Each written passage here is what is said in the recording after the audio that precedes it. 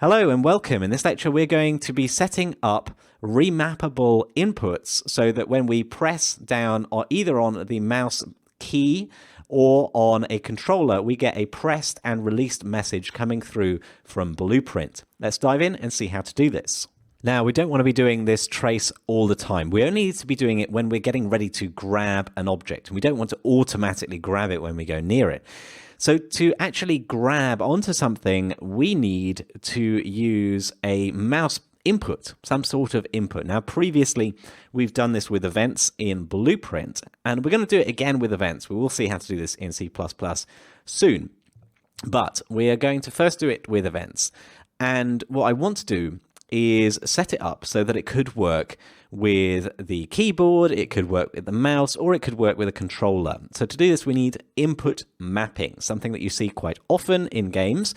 And the way we're going to do this is go to our settings cog. We're going to go to the project settings, scroll down to the engine, and then input. Here is where we set up things called action mappings and axis mappings. So what these two concepts are essentially the mappings between your controller analog sticks or buttons, or perhaps your mouse and your mouse buttons or your keyboard. The actions are discrete things. These are things that you press a button and it just happens. There's a press, there's a release.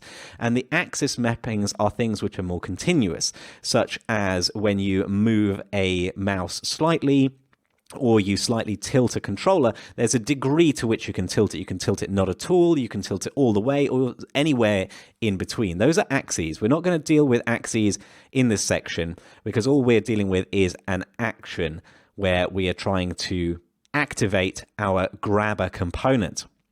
So the way we're going to do this is to unfold our action mapping. So you can see there's already a couple of action mappings here. There's a jump.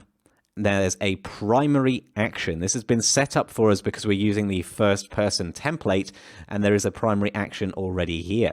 Now let's unfold that primary action, and you'll see that there are two ways to trigger the primary action. You can use the left mouse button or the gamepad right trigger. Now, because I want to give you an idea of how we can set up our own action mapping, I'm actually going to hit the delete button next to the primary action, and we're going to create our own. So the first thing to do is click the add button next to action mapping. Then we need to give this action a name. In my case, I'm going to call this grab. And then we need to select a mapping. Now, you can either do this from the drop down where you can select any of the mappings in here, or you can click on that little keyboard button, which allows you to capture whatever you're doing. So you click on it, it goes yellow, and then you click again, or you use whatever key. If I hit space, you can see it puts in spacebar. If I actually click with my left mouse button, you can see it adds a left mouse button option here. So a little mini challenge for you now is to go ahead and set up this action mapping, add the left mouse button, maybe if you've got a controller, add in a controller button here too. Okay, welcome back. So I'm going to add in a new action mapping, use this add button. And then what we can do is I don't have my controller hooked up at the moment. So what you can do is click the drop down and we can go to gamepad. And you can look for the gamepad right trigger, for example, and that will set it up so that when you pull the trigger on your gamepad, it's going to activate our grab action. So we've set up the action mapping. Now we need to actually make use of it. So we're going to go over to our content drawer. We're going to look for our BP player and open it up, because the BP player is the one that has the grabber component, and that's what we're eventually going to want to activate and make it grab something. And the way we can do this is by right-clicking in the Blueprint event graph and searching for grab. So now there is an input action events grab event, and this is linked up to whatever keys you have set up, and you can change that, and you can potentially create screens in the game which allow your players to change the input mappings as well.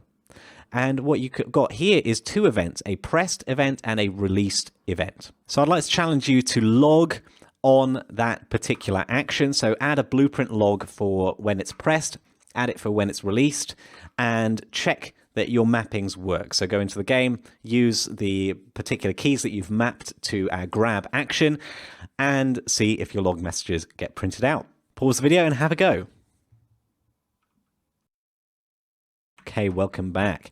So for pressed, we are going to do a print string, which is not going to say hello, it's going to say grabbed. And then we're going to have a released one as well. Again, a print string, which is going to say released, like so. Now let's go ahead into our dungeon level and hit play. And now if we hit the mouse button, it says grabbed. When I release it, it says released. And you can see that that is working as we would expect. Great stuff. Now we've seen how we can set up action mappings that are remappable and mappable to multiple inputs. I'll see you in the next lecture.